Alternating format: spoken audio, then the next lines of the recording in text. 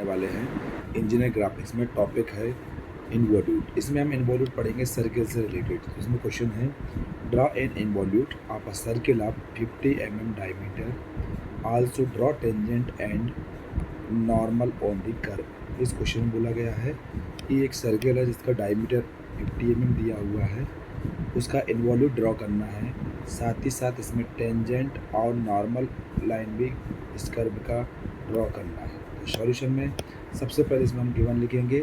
Given में दिया है डायमीटर ऑफ द सर्किल। तो डायमीटर ऑफ सर्किल कितना है, 50 mm है।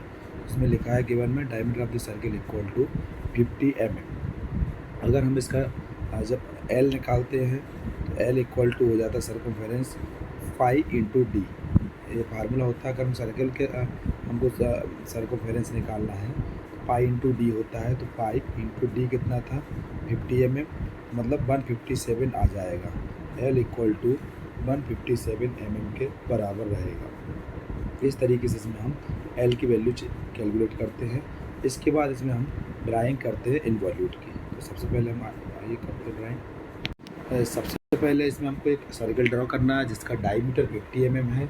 अगर इसका रेडियस देखा जाए तो 25 mm होगा, मतलब 2.5 सेंटीमीटर का। डिवाइडर से आर्क लेकर के कोई पॉइंट, सेंटर पॉइंट लेकर के एक सर्किल बना देंगे। इसमें डायमीटर दिया है 50 mm इस क्वेश्चन में। तो इसका रेडियस रहेगा 25 mm, मतलब अगर हम डिवाइडर से लें तो 2.5 सेंटीमीटर का डायमेंशन डिवाइडर से आर्क लेना है और इसके द्वारा एक इसमें सर्किल बनाना है। तो ये 50 mm डायमीटर का एक सर्किल बन जाएगा। इसके बाद इस सर्किल का हमको वर्टिकल और हॉरिजॉन्टल लाइन खींचना है। जैसे इसमें देखेंगे बीचों बीच से सेंटर से होते हुए एक वर्टिकल लाइन और एक बीचों बीच सेंटर से एक हॉरिजॉन्टल लाइन खींचना है। एक हॉरिजॉन्टल लाइन इस टाइप से और एक वर्टिकल लाइन इस टाइप से आपको ड्रॉ करना है। तो हॉरिजॉन्टल और वर्टिकल लाइन खींचना है। इसके बाद इसमें हमको डायमीटर हमने शो कर दिया। ये जो सर्किल का डायमीटर है वो D इक्वल टू 50 mm के बराबर इसका सर्किल का डायमीटर है। इसके हमको 12 इक्वल पार्ट करना रहता है सर्किल के। 12 इक्वल पार्ट करने का तरीका होता है कि जो इसका रेडियस होता है, रेडियस मतलब 2.5 सेंटीमीटर का जो रेडियस रहेगा उसको माप करके डिवाइडर से, और चारों कॉर्नर पे जो जो पॉइंट जहाँ टच है इन पॉइंट पर रख करके दो दो आर्क लगा देना है और इससे 12 इक्वल पार्ट हो जाएंगे। सबसे पहले हमने 2.5 सेंटीमीटर का एक डिवाइडर से आर्क लिया और इस पॉइंट पर रख करके एक यहाँ आर्क लगाया और एक यहाँ आर्क लगाया। इसमें 2 आर्क लगाए हुए हैं। नेक्स्ट फिर हमने डिवाइडर लिया और डिवाइडर का यूज करके हमने यहाँ पर डिवाइडर का पॉइंट रखा। इसके बाद हमने यहाँ पर और यहाँ पर आर्क लगाया हुआ है। नेक्स्ट में हमने क्या किया, वही 2.5 सेंटीमीटर का जो डायमेंशन है वही लेकर के इस पॉइंट पर रख करके एक यहाँ और यहाँ आर्क लगाया।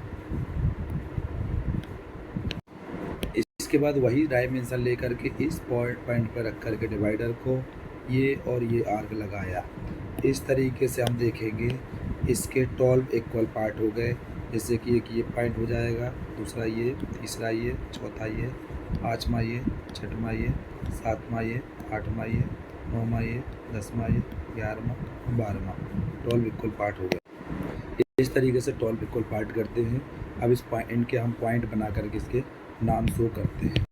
इनके हमने पॉइंट रिप्रेजेंट कर दिए जो कि हमने रिप्रेजेंट किए हुए हैं। यहाँ से 1 2 3 4 5 6 7 8 9 10 11 और 12। इससे हमको ये क्लियर होगा कि ये 12 इक्वल पार्ट इसके सर्किल के हमने बना दिए हैं। इसके बाद सर्किल का जो सबसे निचला हिस्सा है ये वाला पॉइंट, इस पॉइंट से हमको L इक्वल टू जो कि हमने पहले निकाला था सर्कमफेरेंस, वो 157 mm के बराबर आया था। तो हमको 15.7 सेंटीमीटर की एक लाइन खींचना है, हॉरिजॉन्टल लाइन ड्रॉ करना है, जैसा कि ये किया है। और इसका हमने डिस्टेंस भी मेंशन कर दिया। इस पॉइंट से लेकर के इस पॉइंट तक का जो डिस्टेंस है वो 157 mm के बराबर है। मतलब अगर देखा जाए तो 15.7 सेंटीमीटर रहेगा। सेंटीमीटर में अगर देखा जाए तो 15.7 सेंटीमीटर की एक लाइन खींचना है, हॉरिजॉन्टल लाइन। इसके बाद इस लाइन का हमको 12 इक्वल पार्ट करना है, क्योंकि सर्किल के 12 पार्ट किए हैं। इसलिए इस लाइन के भी हमको 12 इक्वल पार्ट करना पड़ेगा। तो 12 इक्वल पार्ट करने के लिए हम एक टेपर लाइन डालेंगे जिसमें हम 12 इक्वल आर्क लगाएंगे और आर्क को लाइन से जोड़ देंगे तो 12 इक्वल पार्ट हो जाएंगे। वो कैसे करते हैं देखते हैं। इसमें हमने लाइन को हमको 12 इक्वल पार्ट करना है। 12 इक्वल पार्ट करने के लिए हमने एक टेपर लाइन डाली हुई है। टेपर लाइन में हमने एक छोटा सा आर्क लिया, एक फिक्स आर्क। उस आर्क से हमने 12 इक्वल आर्क लगाए हैं, जैसे कि यहाँ 1 2 3 4 5 6 7 8 9 10 11 और 12 इक्वल आर्क लगाए हैं। इसके बाद हमको क्या करना पड़ेगा, लास्ट वाला आर्क लास्ट वाले पॉइंट से ज्वाइंट करना है। इसी के पैरेलली हमको इनको जोड़ देना है तो इसके 12 इक्वल पार्ट हो जाएंगे। देखिए यहाँ पर हमने इसको जोड़ा, जोड़ने के बाद देखेंगे इस लाइन के 12 इक्वल पार्ट हो गए। 1 2 3 4 5 6 7 8 9 10 11 12। इसमें जो लास्ट वाला आर्क है, लास्ट वाले पॉइंट से स्केल को जोड़ना है। इसी के पैरेलल हमको खींचते जाना लाइन, तो इस लाइन से ये ज्वाइंट हो जाएगी जिससे कि इसमें 12 इक्वल पार्ट हो जाएंगे। 12 इक्वल पार्ट करने के बाद इस पॉइंट के नाम देना है। तो हम नीचे वाले आर्क के नाम देते हैं 1 days 2 days 3 days 4 days 5 days 6 days 7 days 8 days 9 days 10 days 11 days और 12 डेज। जो हॉरिजॉन्टल लाइन है उसके जो इक्वल पार्ट है उसके नाम देते हैं हम 1 2 3 4 5 6 7 8 9 10 11 और लास्ट पॉइंट हो जाएगा 12। इससे प्रूव हो गया ये कि इसके 12 इक्वल पार्ट हो गए। इसके बाद हमको स्केल की मदद से सर्किल के जितने भी पॉइंट है सभी पॉइंट से टेंजेंशियल लाइन खींचना है। जैसे कि 1 पॉइंट पे स्केल रख करके इससे एक टेंजेंशियल लाइन खींचना है, जैसे ये ड्रॉ की है। 2 पॉइंट पे रख करके स्केल को ये लाइन ड्रॉ की है। 3 पॉइंट पे रख करके ये लाइन ड्रॉ की है। 4 पॉइंट पे रख करके ये लाइन ड्रॉ की है। 5th पॉइंट पे रख करके ये लाइन ड्रॉ की है। 6th पॉइंट पे रख करके ये लाइन ड्रॉ की है। 8 पॉइंट पे रख करके ये लाइन ड्रॉ की है। 9 पॉइंट पे रख करके इस स्केल को रखा और ये लाइन ड्रॉ की है। 10 पॉइंट पे स्केल को रखा और ये ड्रॉ की है। और 10वें पॉइंट पे रख करके 11वीं लाइन ये वाली लाइन ड्रॉ की है और एक 11 पॉइंट पे रख करके ये वाली लाइन ड्रॉ की है। इस तरीके से इसमें हम सभी के टेंजेंशियल लाइन खींच लेते, जैसे कि ये लाइन खींची हुई स्केल की मदद से। टेंजेंशियल लाइन का मतलब होता है कि सर्कल से टच होकर के जाना चाहिए लाइन, सर्कल को कट नहीं करना चाहिए। इसमें हम देखेंगे सर्कल के ऊपर से लाइन खींची हुई है, कोई भी लाइन सर्कल को कट नहीं कर रही है, तो ये टेंजेंशियल लाइन हो जाएगी। हर एक पॉइंट से लाइन खींचना है। 12वां जो पॉइंट है उसकी लाइन ऑलरेडी ये खींची हुई है, इसलिए इसको नहीं खींचना। बाकी 1 से लेके 11 तक सभी पॉइंट की टेंजेंशियल लाइन को ड्रॉ करना है। इसके बाद हमको इसमें आर्क लगाना है इन लाइनों में। तो लाइन में आर्क लगाने के लिए जो पहला पॉइंट रहेगा वो लास्ट वाला पॉइंट रहेगा इस वाले स्केल का P पॉइंट। इसके बाद हमको फर्स्ट वाले पॉइंट पे डिवाइडर को रखना है। इसके बाद हमको क्या करना है, इस पॉइंट से 11 वाले पॉइंट तक, यहाँ से लेकर के यहाँ तक का जो पॉइंट है, यहाँ तक के डिवाइडर से हमको डायमेंशन लेना है और उसको इस पॉइंट पर रख कर के 1 वाले पॉइंट पर डिवाइडर को रख कर के इस लाइन में आर्क लगाना है। इस लाइन में आर्क लगाएंगे वो पॉइंट बन जाएगा P1 पॉइंट, ये P1 पॉइंट होगा। फिर हमको सेकंड पॉइंट बनाना है। तो सेकंड पॉइंट के लिए क्या करना पड़ेगा, इस पॉइंट पे डिवाइडर का एक पॉइंट रखना है। इससे लेकर के यहाँ तक का डायमेंशन डिवाइडर से मेजर करना है और ये डायमेंशन मेजर कर करके सेकंड पॉइंट पे डिवाइडर को रख करके यहाँ पर आर्क लगाएंगे जो कि पॉइंट हो जाएगा P2 पॉइंट। इस तरीके से दूसरा पॉइंट को आर्क लगाना है जिससे P2 पॉइंट बन जाएगा। तीसरा पॉइंट बनाना है। तो तीसरे पॉइंट के लिए हमको इस पॉइंट पे डिवाइडर को रखना है। इस पॉइंट पे रख करके यहाँ से हमको यहाँ तक का डायमेंशन मेजर करना है 9 तक का इस डिवाइडर से। और इसके बाद हमको थर्ड वाले पॉइंट पे डिवाइडर को रखना है और इससे लेकर के इस वाली लाइन में हमको एक आर्क लगाना जो कि पॉइंट बन जाएगा P3 पॉइंट। फिर हमको फोर्थ वाला पॉइंट बनाना है। उसमें फिर डिवाइडर को लेना है, डिवाइडर को यहाँ रखना पॉइंट को और इसको ले जा कर के यहाँ से लेकर के यहाँ तक का हम इसके डिवाइडर से डायमेंशन लेंगे और ये डायमेंशन लेकर के हम इसमें 4 पॉइंट पे डिवाइडर को रखेंगे और इस वाली लाइन पे यहाँ आर्क लगा देंगे तो ये पॉइंट हो जाएगा P4 पॉइंट।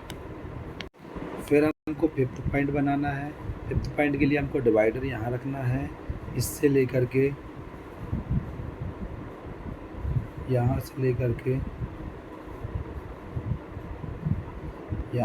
के हमको यहाँ तक का पॉइंट लेना है, डिवाइडर से मेजर करना है और इसके बाद इसको डिवाइडर को यहाँ पर रखना है फिफ्थ वाले पॉइंट पर, और इससे इस वाली लाइन पे आर्क लगाना, जहाँ पर आर्क आ रहती है P5 पॉइंट आ जाएगा।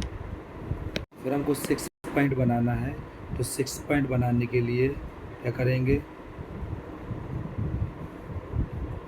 इसमें हमको डिवाइडर को यहाँ रखना है, यहाँ रख करके यहाँ से लेकर के यहाँ तक का डायमेंशन लेना है और 6 पॉइंट पर डिवाइडर को रखना है और इसकी जो लाइन है टेंजेंशियल, इस लाइन पर यहाँ आर्क लगा देना है, तो वो 6 पॉइंट हो जाएगा। इसका नाम दे देंगे हम P6 पॉइंट।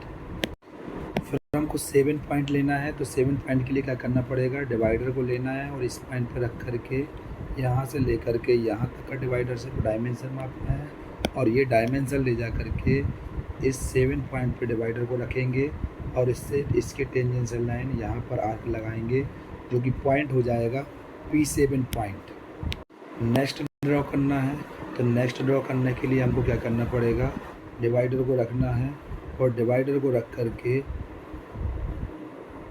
यहाँ से ले जा करके यहाँ पर का डायमेंशन मापेंगे और इसमें इस वाले पॉइंट पे डिवाइडर को रखेंगे और इसके टेंजेंशियल इस पर हम इसको आर्क लगा देंगे, जो कि 8 पॉइंट हो जाएगा। फिर डिवाइडर का यूज करेंगे और हमको 9 पॉइंट बनाना है, तो इसके लिए हम यहाँ डिवाइडर रखेंगे और यहाँ से ले जा करके हम यहाँ तक का डायमेंशन मेजर करेंगे और 9 पॉइंट पर रख करके इसके टेंजेंशियल यहाँ आर्क लगा देंगे, जिसका नाम हो जाएगा P9 पॉइंट। इसके बाद 10 पॉइंट लेना है, तो हम डिवाइडर का पॉइंट यहाँ रखेंगे, यहाँ से लेकर के यहाँ तक का डायमेंशन लेंगे और इस पॉइंट पे रख करके यहाँ से इस पर टेंजेंशियल लाइन पे ड्रॉ करेंगे, आर्क लगाएंगे, जो कि P10 पॉइंट हो जाएगा। फिर हमको 11 पॉइंट बनाना 11वां, तो हम क्या करेंगे, डिवाइडर को लेंगे और इस पॉइंट पे रख करके यहाँ से 1 तक का डायमेंशन लेंगे और इस पॉइंट पे डिवाइडर को रखेंगे और यहाँ पर आर्क लगा देंगे, जिसमें नाम दे देंगे P11 पॉइंट। और लास्ट वाला जो पॉइंट रहेगा, वो जो यहाँ पर पॉइंट है, वो रहेगा P12 पॉइंट। इस तरीके से हमने सभी आर्क लगाए। आर्क लगाने के बाद इसके नाम देना है। इस पॉइंट को हमने डार्क कर दिया, जिसका नाम P पॉइंट है। ये पॉइंट डार्क किया, इसका P1, ये वाला पॉइंट P2, ये वाला पॉइंट P3 और ये वाला पॉइंट देखा जाए तो P4, P5, P6, P7, P8, P9, P10, P11 और लास्ट रहेगा P12। इस तरीके से सभी पॉइंट बनाए हैं। अब इस पॉइंट को लेकर के कर्व बनाना है हमको। कर्व के लिए इसमें ये करना है कि हमको डिवाइडर यहाँ लेना है और यहाँ से अगर हम देखें तो यहाँ तक का डायमेंशन डिवाइडर से देखें और यहाँ से लेकर के यहाँ तक का डायमेंशन, ये दोनों डायमेंशन सेम होंगे, इसलिए उसी डिवाइडर से हमको इस पॉइंट से लेकर के इस पॉइंट को दोनों को जोड़ देना है, जिससे ये कर्व बन जाएगा। जैसे कि हम इसमें ड्रॉ, ये मैंने ज्वाइंट किया हुआ है।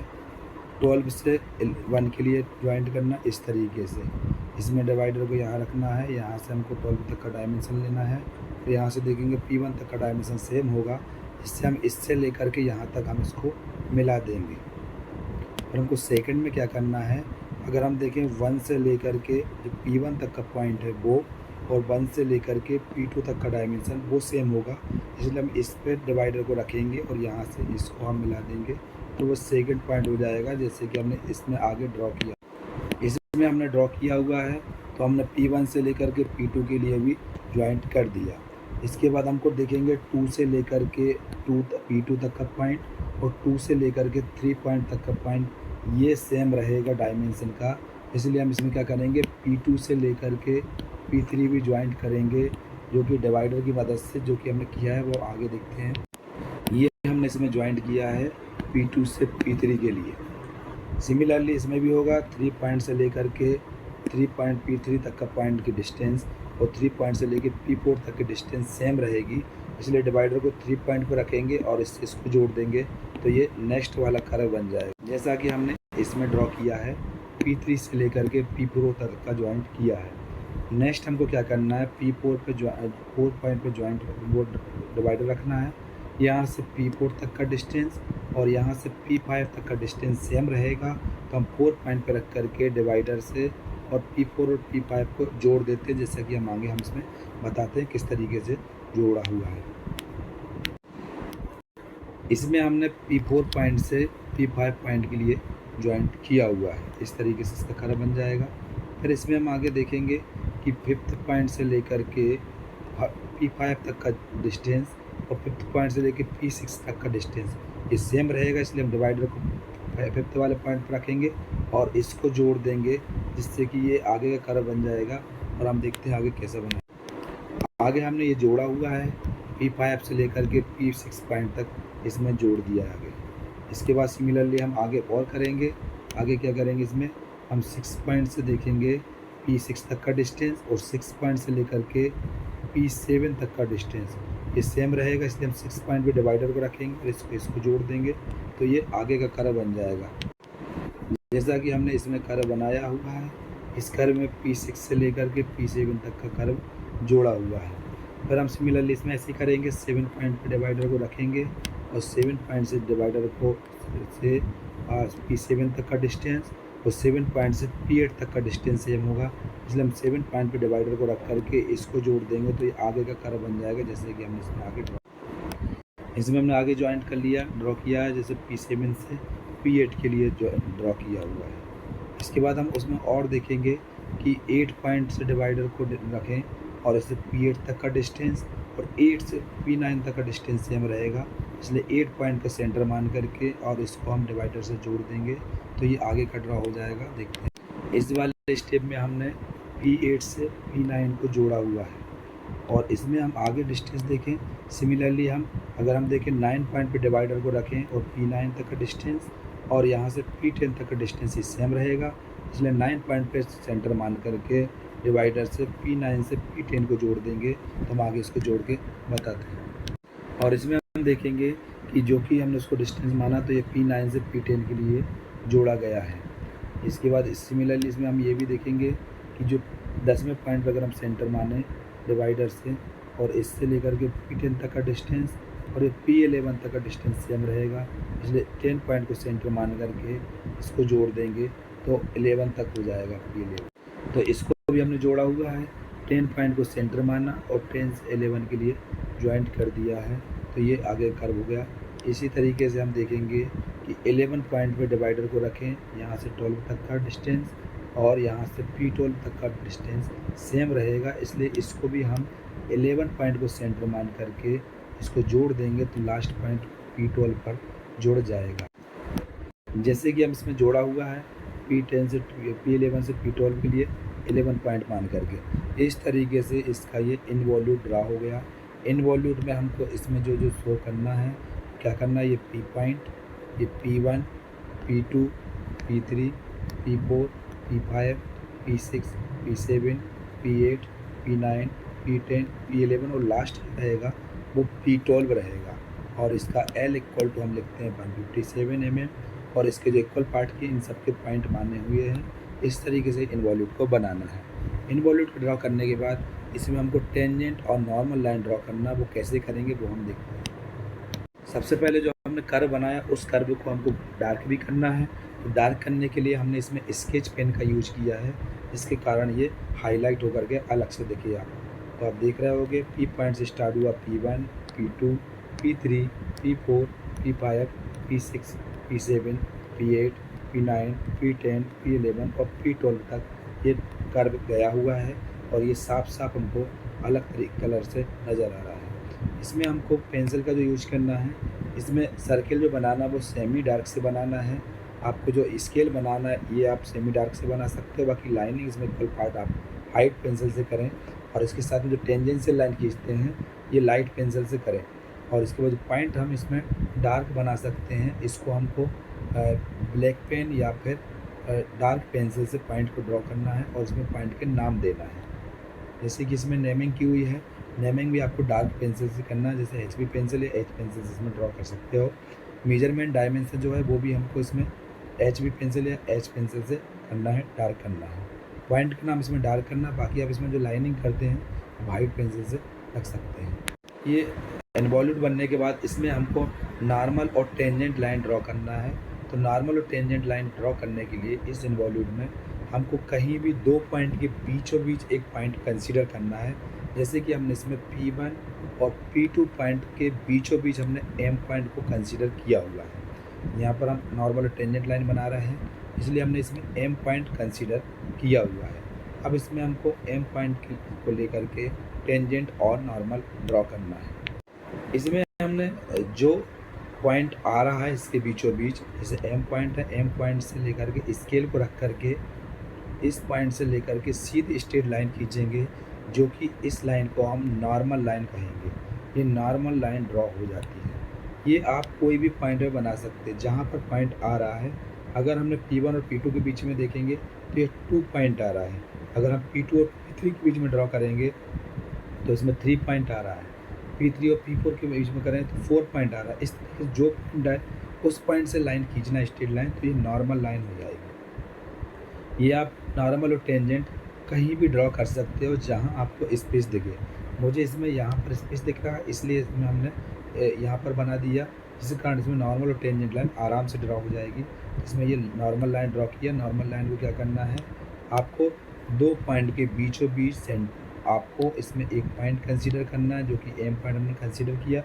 उस पॉइंट से स्केल को रख करके जिसके बीच में पॉइंट आ रहा है, इस पॉइंट से स्ट्रेट लाइन खींचना है सीधा, और यहाँ एरो बना देना। ये लाइन जो होगी ये नॉर्मल लाइन होगी। इस तरीके से नॉर्मल लाइन ड्रॉ करते हैं। नॉर्मल लाइन ड्रॉ करने के बाद जो पॉइंट है, इस पॉइंट पे हम स्केल को रखते हैं और इसके टेंजेंशियल एक लाइन खींचते हैं, जिसको हम टेंजेंट लाइन बोलते हैं, टेंजेंशियल लाइन बोलेंगे। इसमें क्या होता है, इसमें कर्व कटता नहीं है, कर्व को टच होते हुए लाइन जाएगी। तो इसको इस तरीके से रखना है कि इस पॉइंट से होते हुए लाइन खिंच जाए, बाकी कर्व ना कटे। इसमें देखिए ये जो लाइन होगी टेंजेंट लाइन होगी। इस तरीके से इसमें टेंजेंट और नॉर्मल लाइन ड्रॉ करते हैं। इसमें अगर हम व्यू देखें तो व्यू में, इस व्यू से हमको सभी पूरा डायग्राम दिख रहा है। इस डायग्राम में जो जो मेंशन करना वो हमने इसमें हाईलाइट कर दिया आपको रेड कलर के चॉक पेन का या फिर अलग कलर के पेन का यूज़ किया है, और जो हाइट रखना है वो हमने पेंसिल का यूज़ किया हुआ है। और जो सेमी डार्क रखना है उसको हमने डबल लेयर कर दिया, जिसके कारण आपको पता चल जाए सेमी डार्क रखना। सर्कल सेमी डार्क, ये वाला सेमी डार्क लाइन, और बाकी ये लाइन आप हाइट रख सकते हो। और इसमें जो ये टेंजेंशियल लाइन खींचना है ये सभी हाइट रखना है। और इसमें जितने भी पॉइंट के नाम है ये आपको डार्क रखना है, अलग से दिखने चाहिए नाम। और इस तरीके से इसमें नॉर्मल और टेंजेंट लाइन ड्रॉ करते हैं। ये हो जाता है सर्कल का इन्वॉल्यूट। तो इसमें आपको क्या क्या मेंशन करना है, L = 157 mm, ये नॉर्मल लाइन है, ये टेंजेंट लाइन है, और ये सभी पॉइंट हैं जो कि इसको ड्रॉ कर रहे हैं इन्वॉल्यूट को।